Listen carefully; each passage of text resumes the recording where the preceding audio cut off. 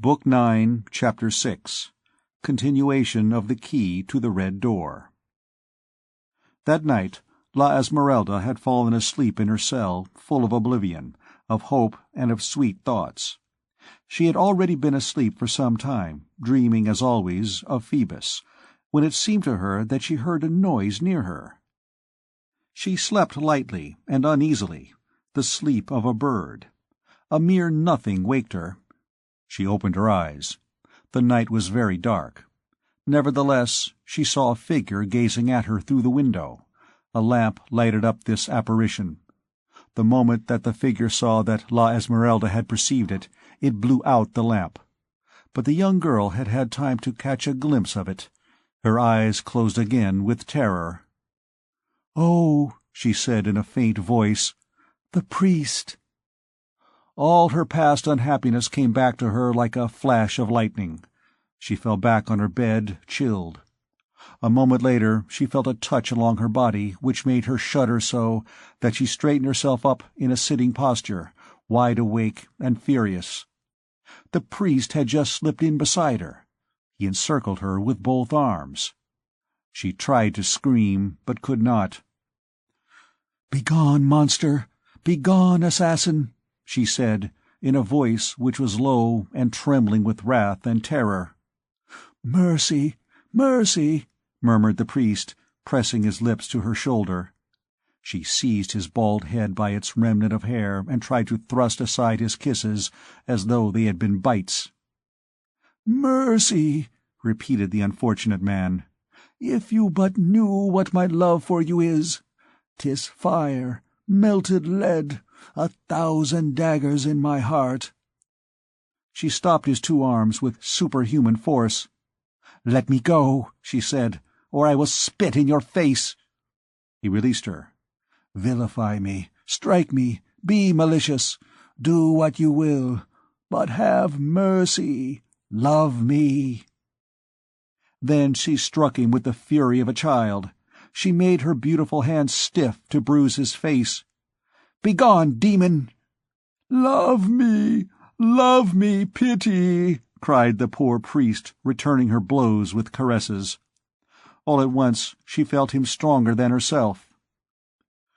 "There must be an end to this," he said, gnashing his teeth. She was conquered, palpitating in his arms, and in his power. She felt a wanton hand straying over her. She made a last effort, and began to cry. "Help! Help! A vampire! A vampire!" Nothing came. Jolly alone was awake and bleeding with anguish. "Hush!" said the panting priest. All at once, as she struggled and crawled on the floor, the gypsy's hand came in contact with something cold and metallic. It was Quasimodo's whistle. She seized it with a convulsive hope, raised it to her lips, and blew with all the strength that she had left. The whistle gave a clear, piercing sound. "What is that?" said the priest. Almost at the same instant he felt himself raised by a vigorous arm. The cell was dark. He could not distinguish clearly who it was that held him thus.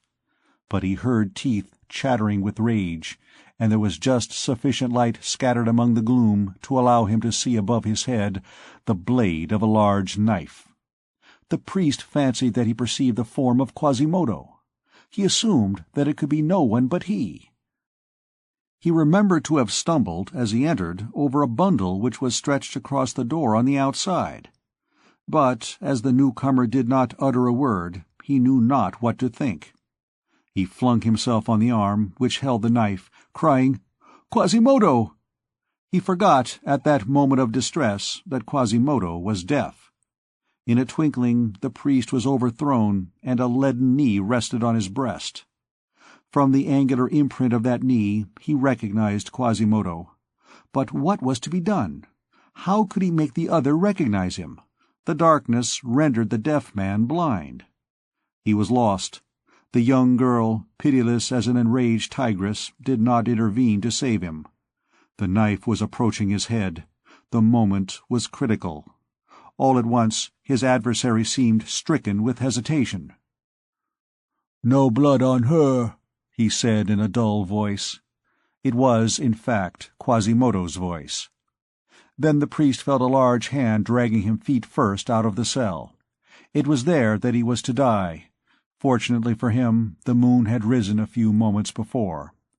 When they had passed through the door of the cell, its pale rays fell upon the priest's countenance.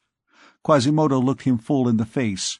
A trembling seized him, and he released the priest and shrank back. The gypsy, who had advanced to the threshold of her cell, beheld with surprise their roles abruptly changed. It was now the priest who menaced, Quasimodo who was the suppliant. The priest, who was overwhelming the deaf man with gestures of wrath and reproach, made the latter a violent sign to retire. The deaf man dropped his head, then he came and knelt at the gypsy's door. "Monseigneur," he said, in a grave and resigned voice, "you shall do all that you please afterwards, but kill me first." So saying, he presented his knife to the priest. The priest, beside himself, was about to seize it, but the young girl was quicker than he. She wrenched the knife from Quasimodo's hands and burst into a frantic laugh. "Approach," she said to the priest. She held the blade high. The priest remained undecided. She would certainly have struck him.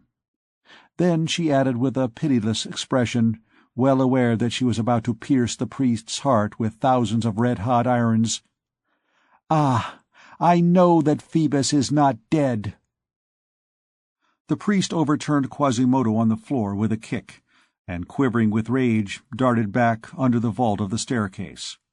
When he was gone, Quasimodo picked up the whistle which had just saved the gypsy. "It was getting rusty," he said, as he handed it back to her. Then he left her alone.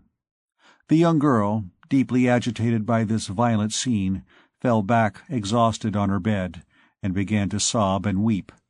Her horizon was becoming gloomy once more. The priest had groped his way back to his cell. It was settled. Dom Claude was jealous of Quasimodo. He repeated with a thoughtful air his fatal words, "No one shall have her."